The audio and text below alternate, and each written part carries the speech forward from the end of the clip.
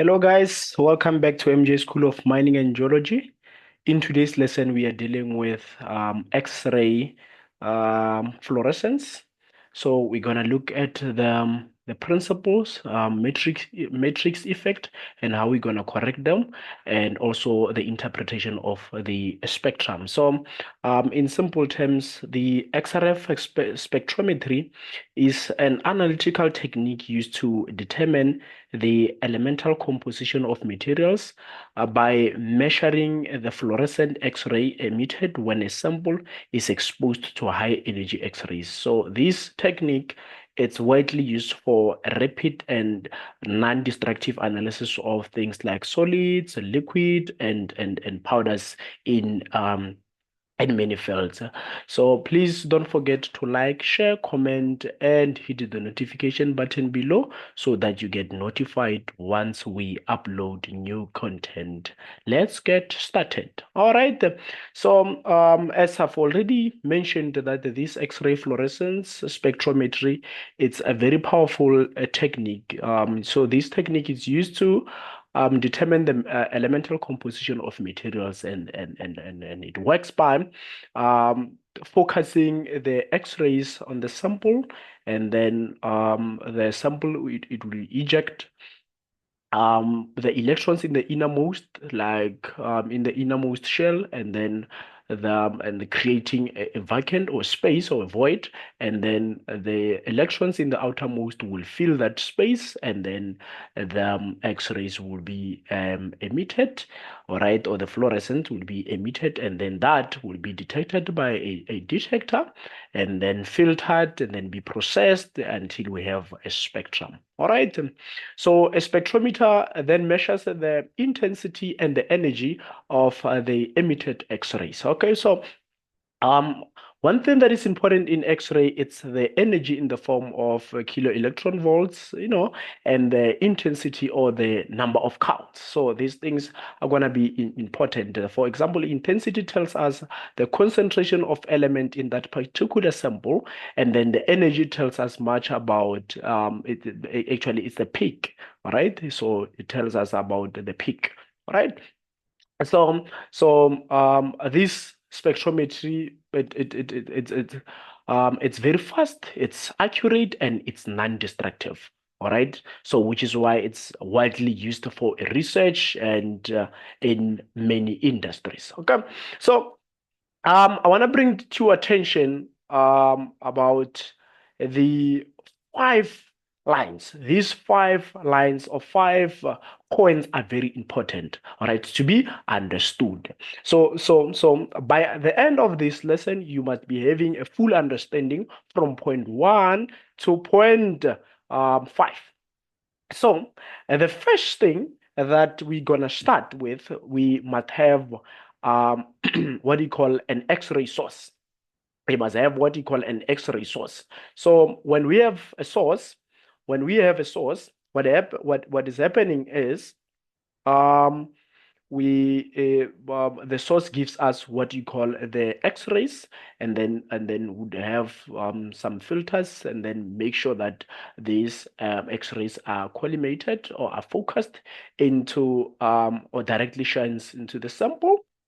And then the sample, it will eject what you call the X-rays, and then these will be detected, all right, and then will be detected, and these electronics will process it, and then we're gonna see a spectrum or the graph on your computer, all right?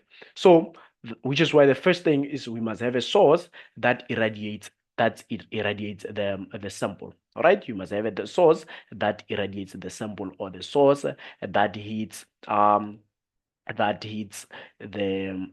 sample. All right. So I hope it makes sense. So the source, for example, we're gonna be talking XR tube. All right. So the modern X-ray XRF systems, they composed mainly of the three parts: the source, the detector, all right, and the signal processing unit, all right, the signal processing unit. All right. So when we start with an X-ray source, all right, the X-ray source, it will generate X-rays, and then these X-rays will be will shine onto the sample being analyzed, or the sample of interest. So back in the days, these X-ray sources were often sealed radio, or what you call sealed radio nuclide. So back in the day, so in the past, the sources were mostly radionuclide sources. So these radionuclide sources, we're talking um, iron 55, we're talking CD 109, we're talking AM 241, we're talking yeah, and many others like what's the other one? The CM244. So these are the sources back in the days. All right. So these sources each would emit X-rays at specific energy levels, and then those energy levels will be suited for analyzing certain elements. All right. So this kind of choice of source back in the days, it depended on the elements of interest. Okay. Why? Because elements are best excited by X-rays of different energies. All right. So each element, it gets to be excited by the X-ray of a particular energy. Some of the sources, they might not have sufficient energy to excite the particular element. So which is why we're having these different sources. But people back in the days, they had a challenge, okay, about these sealed sources. Okay, so these sealed sources, they had practical drawbacks. All right, why? Because they were having what you call short lives. They were having short lives. They were having short lives. All right. So what do we mean when we say they were having short lives? We mean they all these sources, they needed a frequent replacement. All right. They needed a frequent replacement, so to make sure that the XRF system keep on working. All right. And then other things, they also needed what you call a license.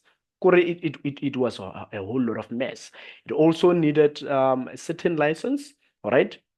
And then um because of these challenges, okay, the XRF manufacturers were like, no man, we are struggling, and whatever the current method that we are using, it has some drawbacks.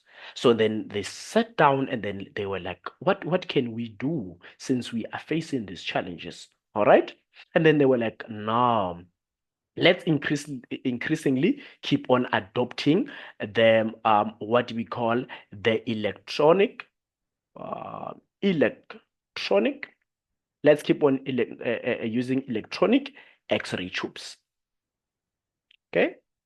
They were like, let's use what you call electronic X-ray tubes. So these electronic X-ray tubes are what the modern X-rays have, okay, or the modern XRF machines have, okay. So because these X-ray tubes now can produce the required X-rays more efficiently, and then and then that in itself, it improves the overall performance and the usability of these XRF systems. Okay, so yes, that is the XRF, or X-ray source, or a tube, all right? And then we because now the tube, it gave us the X-rays that shines onto this sample. The sample, it we can have for XRF, we've got two different types of samples. We've got what you call press pellets. We have what you call the fused beads. We've got what you call the fused beads. Okay, so yes. So when we shine, so when a sample like this is hit with X-rays, so the X-rays will interact with the atoms in the sample. All right, because we have the the atoms. We have the atoms, and the atom is having the nucleus surrounding it. It has what you call the electrons. So when the X-rays hit this sample, there will be the interaction between the X-ray and the atoms of this sample. So in response to that, the atom will cause what you call the fluorescence. Okay. So what does that mean? It means they would emit their own particular X-rays. So when you shine that X-rays in here, that interaction between X-ray and the atoms of a particular sample, then these atoms would emit their own X-ray. Okay?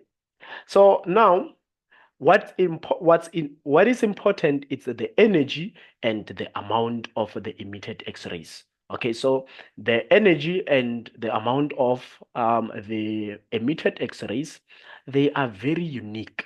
That is the most important thing. They're very unique to each element. So it's like they are acting like a signature that can be used to identify, and also not limited to that, but to measure the elements present in that particular sample, because each X-ray is unique. So it's like a fingerprint. It tells us that, oh, okay, this energy it belongs to iron, this energy it belongs to copper, this energy it belongs to platinum. All right. So because each energy it's unique to a particular element. Okay, so this fluorescence is what allows the XRF to accurately determine the composition of a material. Okay, so because each element it gives off a distinct pattern of X-rays. Okay, and then these X-rays can be detected and then analyzed. All right, then we've got the main thing, a detector. Okay, so remember, we're here. Elements emit characteristic X-ray in response, or the unique X-rays. Okay. Now, those X-rays need to be detected by what? By a detector. So the XRF detector, its main job is to pick up the fluorescent X-rays emitted by the sample. Okay. But it not only counts how many X-rays are produced, but it also measures the energy levels. It also measures the energy levels. So we're talking the intensity, and we're talking the intensity or the count and the energy. So here would be having the energy, here would be having the intensity or the counts. All right.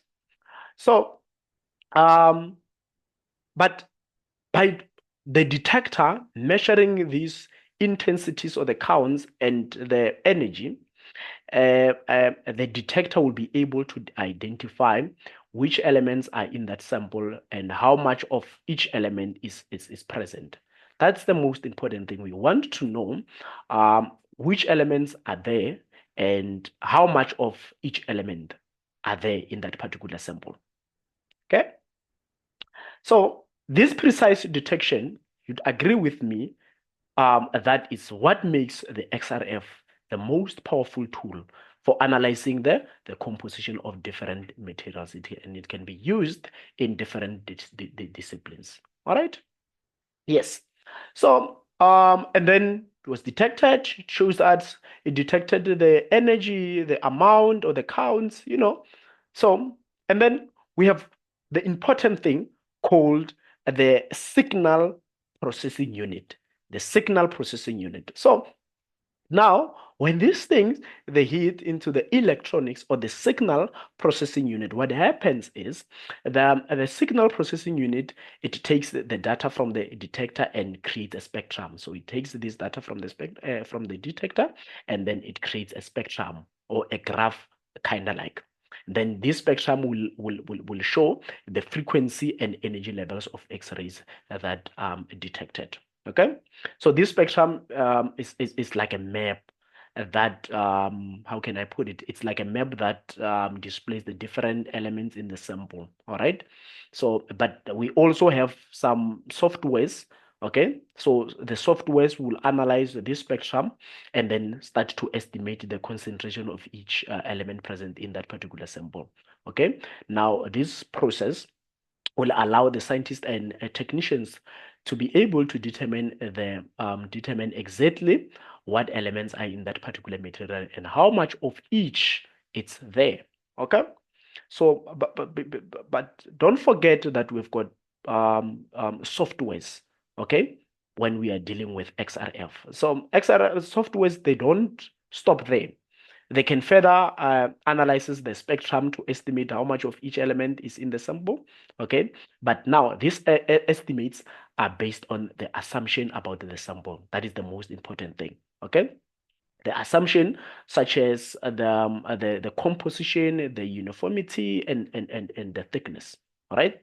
So these softwares would use all these assumptions to make the accurate calculations of the element concentration. But for us to be precise about the estimates, that it will depend on how closely the sample matches those assumptions.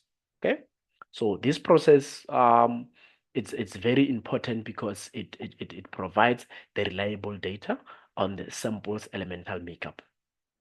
All right. So, which is why we have this spectrum, okay, and then after that we'll be having the what we call the concentration present estimated based on the sample assumptions, like I've mentioned. All right, but to just repeat this part, maybe one last time.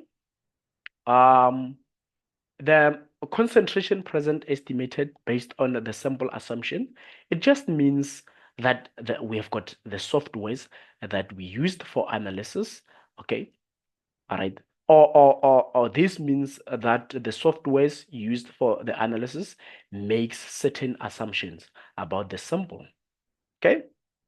By doing what? By converting the raw spectral data into something like a quantitative estimates of element concentrations. All right. Then the assumptions, they also include things like matrix effect. They also include things like inter-elemental effects. So that's the assumptions we're going to be looking at. Okay. So let me break down these assumptions. So these assumptions, they need to be there because they're very important for interpreting the data accurately or correctly. All right. But the problem is they introduce some level of what you call the uncertainty. All right. So for example, if we have the actual sample conditions that would deviate from these assumptions, then it will affect the accuracy of the concentration estimates. All right. How can I put it? Or the kind of example that I can give you is, let's say you want to analyze a mineral that is containing things like iron and, let's say, copper. All right. So the software will estimate the concentrations of these elements based on the peaks. Okay. Remember, I'm going to show you the graph. It will be having something. It will be something like that. Here will be energy. Here it will be intensity. So if we've got this ion, the sample that is containing this iron and copper, ne? So the software will be able to estimate the concentration, all right, of iron and copper based on their peaks, based on their peaks. Okay, based on their peaks in this particular spectrum. And the assumed matrix effect, which is why I'm gonna, in the next slide, teach you more about the matrix effect. So, if the sample has a different composition than expected, or if, say, for instance, there are other elements present that will interfere with the readings, the concentration estimates might not be entirely accurate. All right. So, which is why this concentration present estimated based on sample assumption. Okay. So basically that's 60 or 80% you would need to understand about the XRF spectrometry. All right. So let me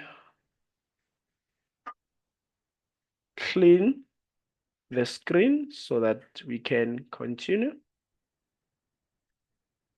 All right. Yes. So moving right on.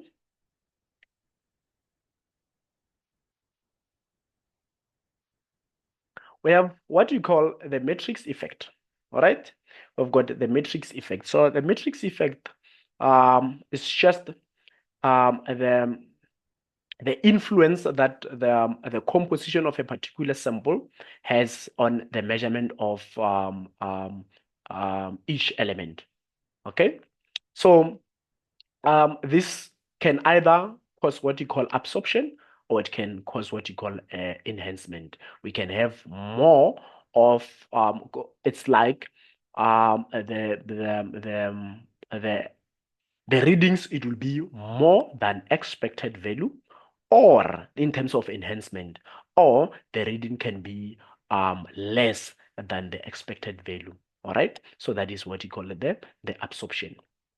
So I can give you this example. I can give you this example that okay, let me do this first.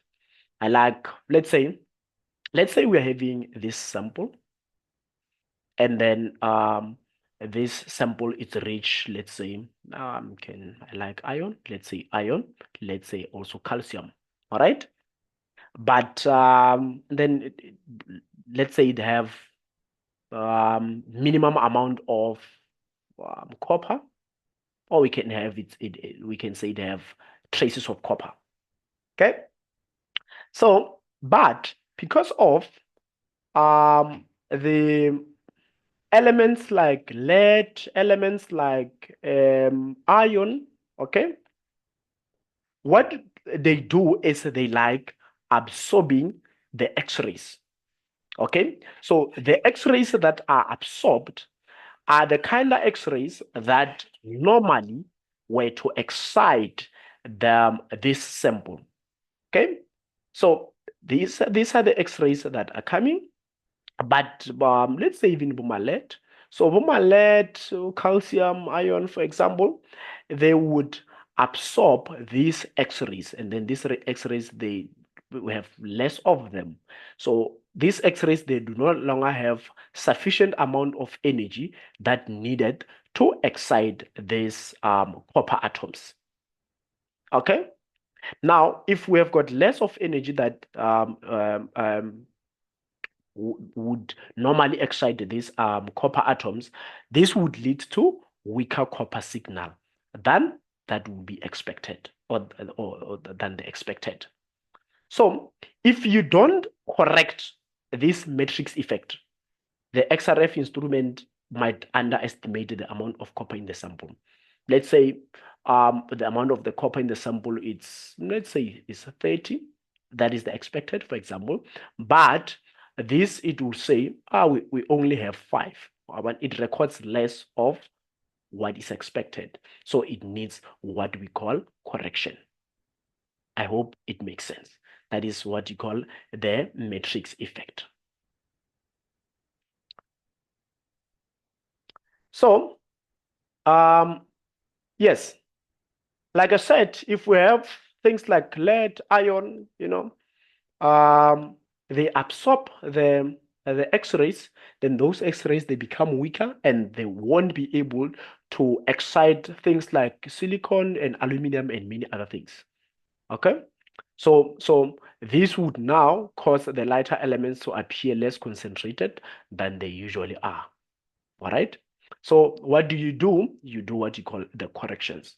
So to correct for matrix effect, XRF instruments and softwares apply mathematical models and correction factors. So these corrections are based on known relationship between the elements in the sample and their interaction with X-rays. So calibration standards, which are samples with known composition, are often used to help the instrument account for the matrix effect and improve the accuracy of this analysis. All right. So, yes, that's that. Then the other thing, let's look at this atom. So we've got different shells. We've got different shells. We've got what you call the inner ones. Okay. We've got what you call the inner ones. It's a K. And then we've got this one is also the inner, but the middle. Then we've got the outermost, which we call it M. All right. So what is really happening is, how can I put it? The X-ray, okay, it hits the sample, okay, and then what does it do? It makes sure now that it knocks off the electrons in the innermost shell, like K shell. All right, it knocks this thing in the innermost, and then or let me put it like this: if you have an atom, okay, so we would be having, remember, an atom is surrounded by what you call the electrons. Okay, these are the electrons surrounding the nucleus. Okay, so these electrons, they usually occupy different energy levels like K, L, M. All right. So K is usually closest to the nucleus. So the K shell, because it's is the innermost energy, all right, and then followed by L and then M. Okay. So it means progressively we have higher energy. Progressively we have what you call the increase in higher energy levels. Okay. So it means now the energy that will be required to remove the electron from the particular shell, it increases with the distance from there. It increases with the distance from the nucleus.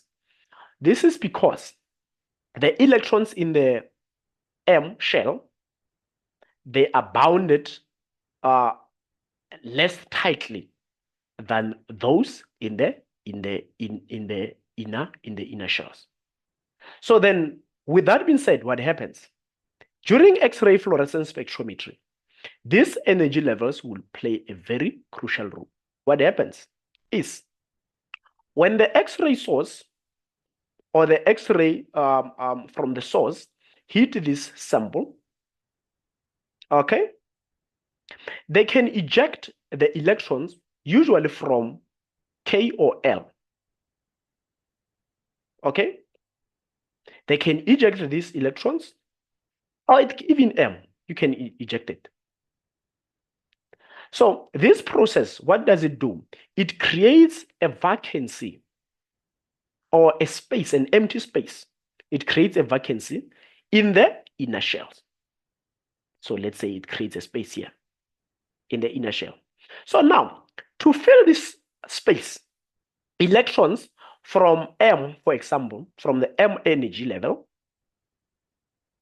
they would drop to the electrons from this high energy level will drop to this low energy level K to fill that void, to fill that vacancy.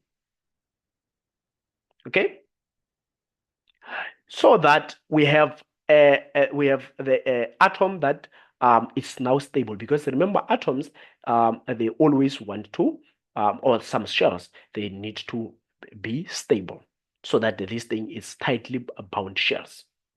Now, in that case wherein you are releasing electron, then the electron from the high energy levels filling the vacancy. Simultaneously, X-ray fluorescence photons, they get to be released. Then these emitted X-rays, they would be having specific energy levels. Now that each energy will be corresponding to the differences between the energy cells, okay, involved in the transition, for example.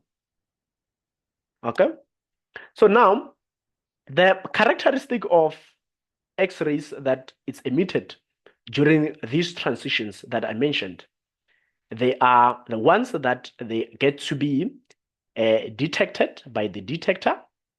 Okay, they get to be filtered first. Okay, then get to be detected. So now, the detector, it will now measure the energy and the intensity of these X-rays. Now, the spectrometer can be able to identify which elements are present in the sample, and it can also determine their concentrations. So these distinct energy levels, or like KLMM, okay, they provide a unique fingerprints for each element, and then this in itself, it enables the precise elemental analysis. Okay, can you now see it's X-ray, then hitting the source, the sample, and then the sample from the electron from the energy, lower energy level, gets knocked off. The one from the upper energy or higher energy, it replaces the empty space. In that case, it releases the X-rays. Those X-rays, they get to be detected by the detector. Then signal processing PC, it will now measure these things in terms of the counts or the intensity and energy, and then we'll see this spectrum. Right, then this spectrum, it will be in the form of intensity and energy, and then you can have your results and interpret them. Okay, so that's why the process begins with high energy radiation. Okay, that shines into the sample. The radiation excites the atoms, and then ejecting electrons from the innermost orbitals, and then because atoms seek to reach what you call the stable state, okay, they would now need to fill that vacancy. And then in that process, that is what you call the relaxation process. What does it do? It emits the X-ray that would now be detected by the detector. Okay, because now this setup, it has two filters. We've got the primary one. The primary one, it makes sure now that these X-rays, they are collimated, and then they are directly focused into the sample. And then the secondary one, this one, okay, it will now filter out the specific elements from the X-ray. Okay, if, for example, that can only happen if the detector cannot separate the peaks which are closer to one another. All right, then the secondary filter, it becomes very important. Okay, so I hope the principle, it makes sense. So if you still happen to struggle to understand, you are more than welcome to hit the or drop the message in the comment section, and I can explain even further. All right. So in the end, let's deal with the what we call the interpretation. All right. So let's check the first thing. We see this blue line. It was first and foremost, we've got the energy, okay, in the form of KeV, okay, and then we've got also the intensity. All right. So now the energy ranges from 5 to 10, and then this is from 0 to about, I think, is 30,000. All right. So, but we've got this blue line. All right. This blue line is what you call the base. It's what you call the base level spectrum. Is what you call the base level spectrum. So the base level spectrum, it refers to the background level. It refers to the background level. Okay. So this thing, it will represent the baseline noise in the XRF analysis. It represents the noise. Okay. So what is the background noise? This would be nothing but the signal that can be detected by the detector, but that is not associated with the characteristics X-rays emitted. All right, whatever the X-rays that are emitted, all right, whatever the X-rays that are emitted from these samples are not characteristics of the elements in that sample, and then that is referred to as the noise.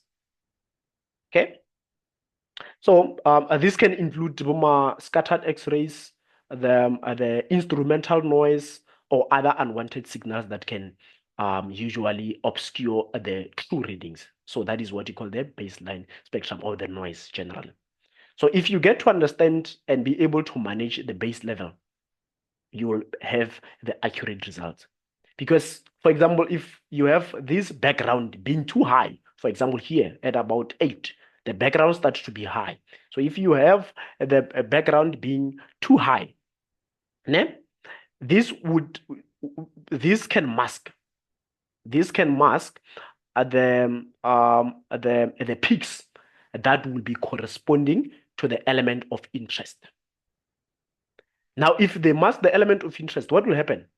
They will make it difficult for you to identify and quantify this element of interest precisely. Then if you can't quantify them precisely and identify them, what will happen? You would have the errors in the elemental composition data, okay? And then that will affect the reliability of your results. So you must always make sure that you minimize the background noise, right? That is this line. And here it starts around 8 and then up to 10. We've got a lot of noise.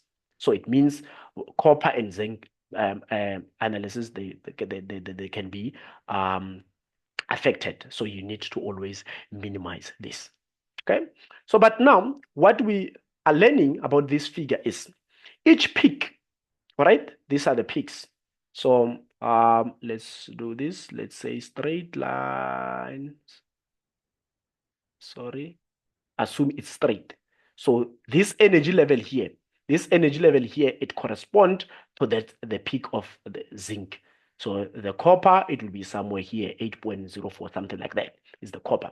So each peak will correspond to a specific element, and the position of peak on the x-axis indicates the energy level.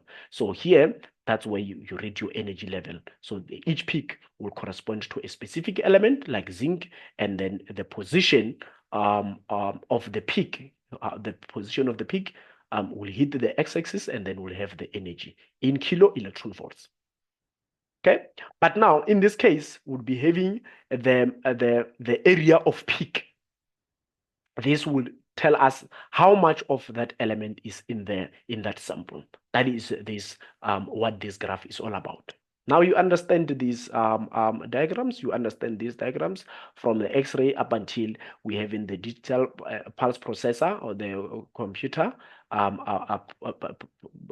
the signal processing.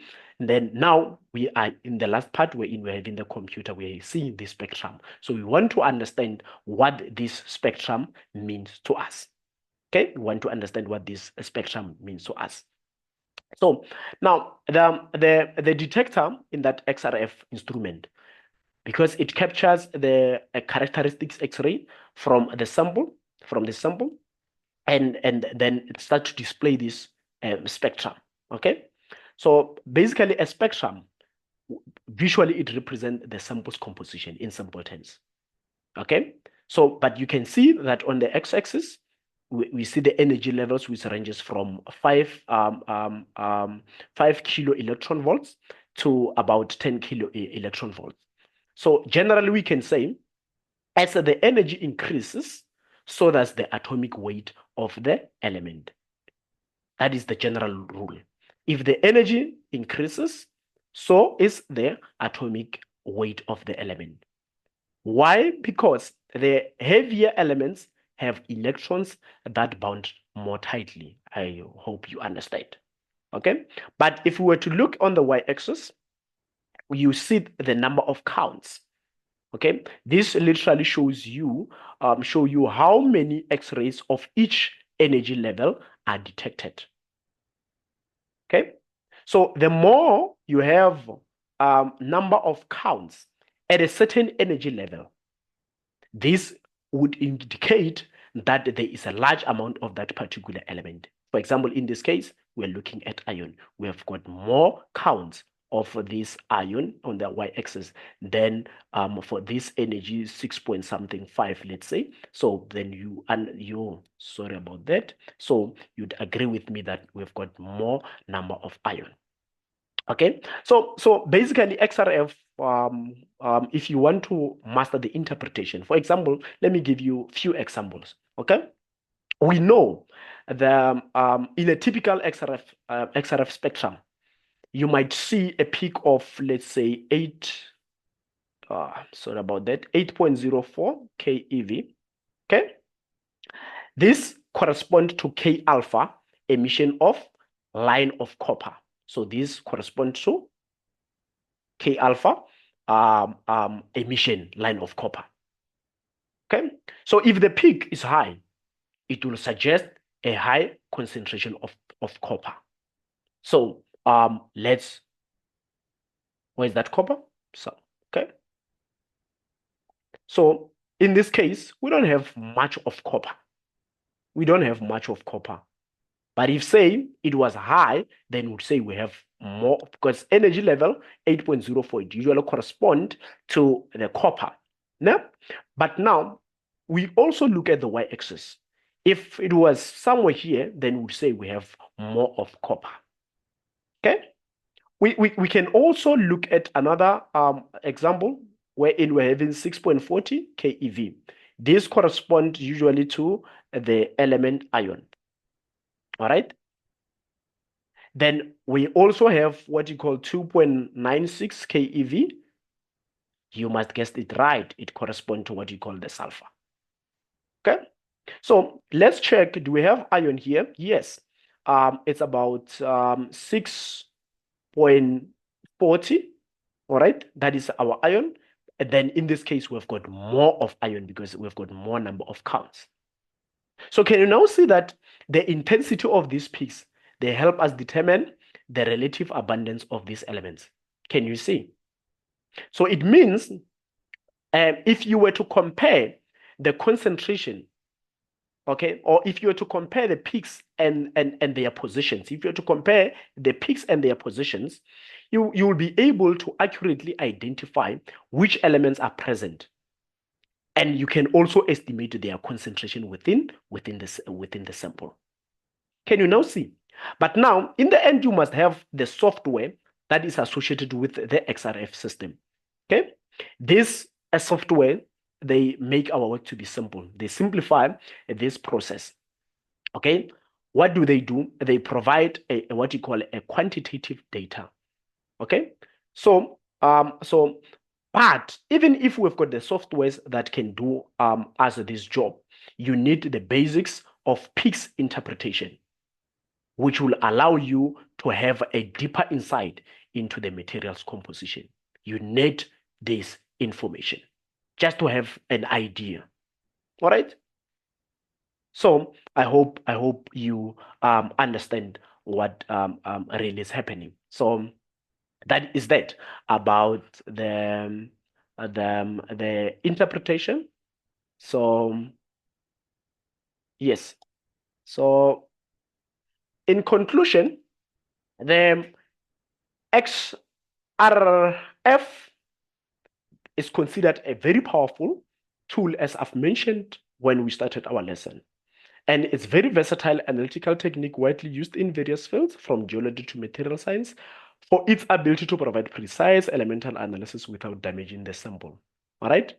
So throughout the presentation, good people, we managed to explore the fundamental principle of XRF. So this would include how it operates, the significance of the matrix effect, and how the steps you take to correct this matrix effect. We talked about the absorption. You can have enhancement, or you can have more than you expected, or you can have less than you expected. But now it needs what you call the correction. We also mentioned that. We also took you through a step-by-step process on how to interpret the XRF spectra. So, by understanding this concept, we can better appreciate the nuisance of XRF analysis and its applications in identifying and quantifying the elements in the diverse materials. So, as technology advances, XRF continues to evolve, offering enhanced accuracy and efficiency, making it an indispensable tool for scientists, researchers, and industry professionals alike. So, can you now see that understanding this XRF equipment, you as a geologist, as an other, or just a seasoned researcher, or any researcher, professional researcher, or when you're working in the industry, you need to have the background of this machine, how it operates, how you can interpret your results. All right, but you must also learn how to interpret, how to prepare the sample, because now the sample that you get, you have to analyze in this XRF. They can either be in the form of pressed pellets or in the fused bits kind of vibes. All right. So the next video that we're going to be dealing with, looking at these XRF techniques, would be how to process or how to prepare the pellets. And other video, I will show you how do we make them fused beads under intense temperatures when we're mixing that with lithium tetraborate and a little bit of salt. But that also, it has a challenge for the minerals, for example, the minerals in the Bushveld complex. We know the rocks in the Bushveld complex, some of the rocks, they have what you call chromite, all right? So chromite, we know it's a refractory mineral. So because it's a refractory mineral, if you were to use a normal technique for fusing the beads, it won't dissolve by that lithium tetraborate. It won't fuse. So it's either you can increase the temperature and then expose that over a longer period of time, or use other techniques. So anything, we know it has got advantage and some drawbacks. So in the Bushveld complex, usually fusing the beads, it won't be an effective process. But that is the story for another day. Ladies and gentlemen, thank you for joining us today. Please don't forget to like, share, comment, and subscribe. But above all, don't forget to hit the notification button below so that you get notified once we upload new content. This is MJ School of Mining and Geology, the only school wherein we are striving for excellence. I would always like to say, until next time, cheers.